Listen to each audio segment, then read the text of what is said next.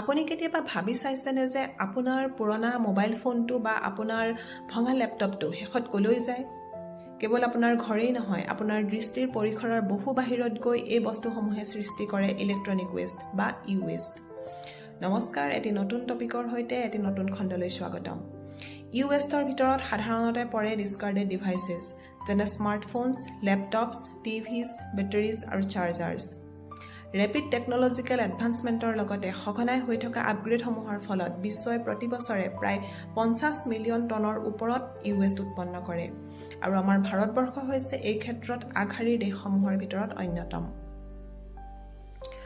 Real প্ৰব্লেমটো হৈছে যে ই ৱেষ্ট কেৱল এক ৱেষ্ট নহয়, ইয়াত থাকে বিভিন্ন ধৰণৰ টক্সিক মেটেৰিয়েলছ যেনে লেড, কেডমিয়াম, মাৰ্কিউৰি আৰু লগতে ব্ৰমিনেটেড ফ্লেম ৰিটাৰ্ডেণ্টছ।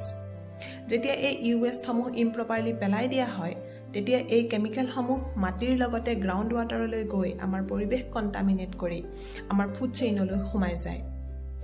ইনফৰ্মেল ৰিচাইক্লিং চলি থকা ঠাইসমূহত চিলড্ৰেনৰ পৰা আৰম্ভ কৰি সকলো ধৰণৰ লোক যেতিয়া এই টক্সিনসমূহৰ সংস্পৰ্শলৈ ডেইলি আহে, তেতিয়া এই টক্সিনসমূহে নিউৰলজিকেল ডিছঅৰ্ডাৰ, ৰেছপিৰেটৰী ডেমেজ লগতে কেঞ্চাৰৰ দৰে স্বাস্থ্যজনিত সমস্যাৰ সৃষ্টি কৰিব পাৰে।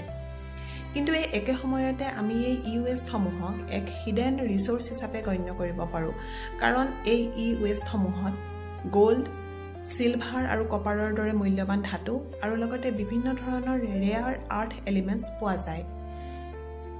যদি সঠিকভাৱে ব্যৱস্থাপনা কৰা হয়, তেন্তে এই ই ৱেষ্টসমূহে এক চাৰ্কুলাৰ অৰ্থনীতিত, এক চাৰ্কুলাৰ ইকনমিত সমৰ্থন জনাব পাৰে আৰু লগতে মাইনিঙৰ দৰে উদ্যোগসমূহৰ প্ৰয়োজনীয়তা হ্ৰাস কৰি আমাৰ নেচাৰেল ৰিচোৰ্চসমূহ সংৰক্ষণ কৰাত সহায় কৰিব পাৰে।